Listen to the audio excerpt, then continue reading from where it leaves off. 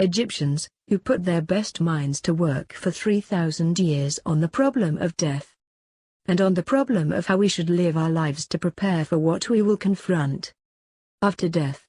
The ancient Egyptians expressed their ideas in transcendent art, which still touches us emotionally today. They came to certain very specific conclusions, that their soul does survive death and that we will be held accountable for every thought, every action, every deed that we have lived through in our lives, so we'd better take this precious opportunity to be born in a human body seriously, and make the most of it. And in these inquiries into the mystery of death, the ancient Egyptians weren't just exercising their imaginations. They highly valued dream states, and it's now known that they used visionary plants, like the hallucinogenic blue water lily. It's interesting that the ancient Egyptian tree of life has recently been identified as the acacia nilotica, which contains high quantities of DMT, dimethyltryptamine, the same active ingredient that we find in ayahuasca.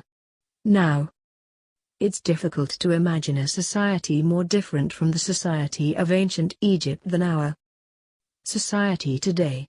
We hate visionary states in this society.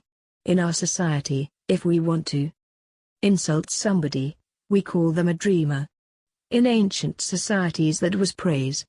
And we have erected huge apparatuses of armed bureaucracies who will invade our privacy, who will break down our doors, who will arrest us, who will send us to prison, sometimes for years, for possessing even small quantities of psilocybin, or substances like DMT, whether in its smokable form or in the ayahuasca brew. And yet, ironically, DMT is, we now know, a natural brain hormone. We all have it in our bodies, and it's just that its function remains unknown for lack of research.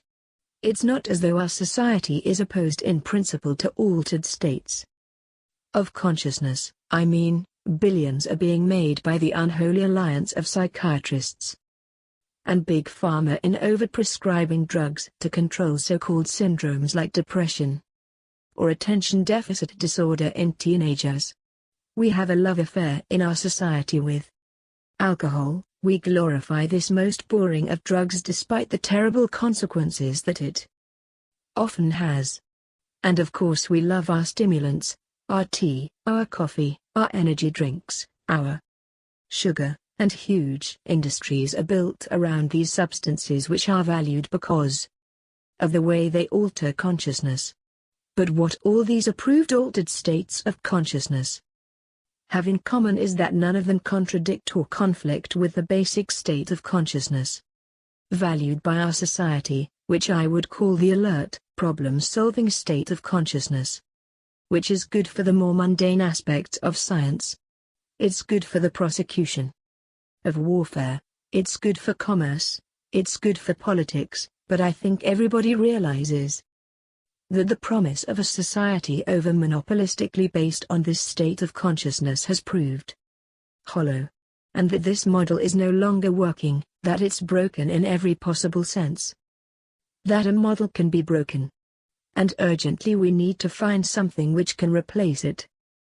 The vast problems of global pollution that resulted from the single-minded pursuit of profit, the horrors of the nuclear proliferation, the specter of hunger that millions every night go to bed starving, that we can't even solve this problem, despite our alert, problem-solving state of consciousness.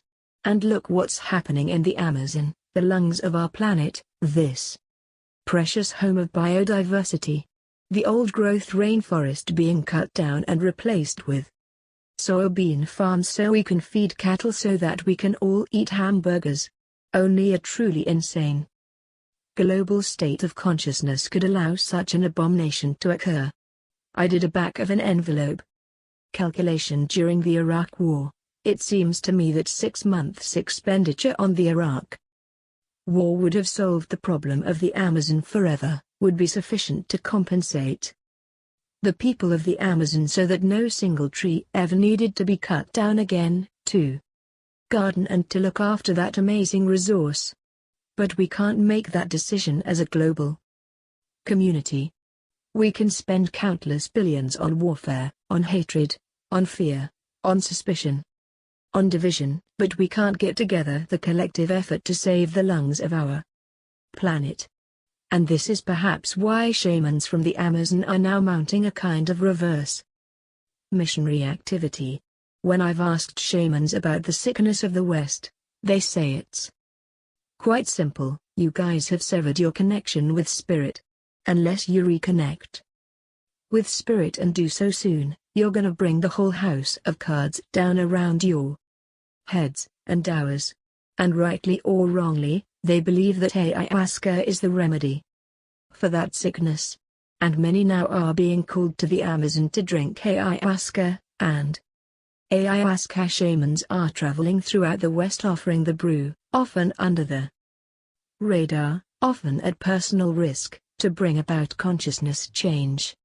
It's true that the message of ayahuasca, the universal message, is about the sacred, magical, enchanted, infinitely precious nature of life on Earth, and the interdependence of material and spiritual realms, and it's impossible to work with ayahuasca for long without being deeply and profoundly affected by this message. And let's not forget that ayahuasca is not alone, that it's part of an ancient worldwide system of the targeted, careful, responsible alteration of consciousness. It's recently been shown by scholars that their kykeon, used in the Eleusinian mysteries in ancient Greece, was almost certainly a psychedelic brew. That the soma of the Vedas may well have been a brew based on the Amanita muscaria mushroom. We have the DMT in the ancient Egyptian tree of life. We have the whole global cultures of surviving shamanism, and what it's all about is a state of consciousness that's designed to help us find balance, harmony. The ancient Egyptians would have called it mat with the universe, and to remain mindful that what we're here to undertake on Earth while we're immersed in matter is fundamentally a spiritual journey, aimed at the growth and perfection of the soul, a journey that may go back to the very origins of what made us human in the first place. I stand here invoking the hard-won right of freedom of speech to call for and demand another right to be recognized, and that is the right of adult sovereignty over the consciousness. There's a war on consciousness in our society, and if we as adults are not allowed to make sovereign decisions about what to experience with our own consciousness, while doing no harm to others, including the decisions to use responsibly ancient and sacred visionary plants, then we cannot claim to be free in any way, and it's useless for our society to go around the world imposing our form of democracy on others while we nourish this rot is at the heart of society, and we do not allow individual freedom over consciousness.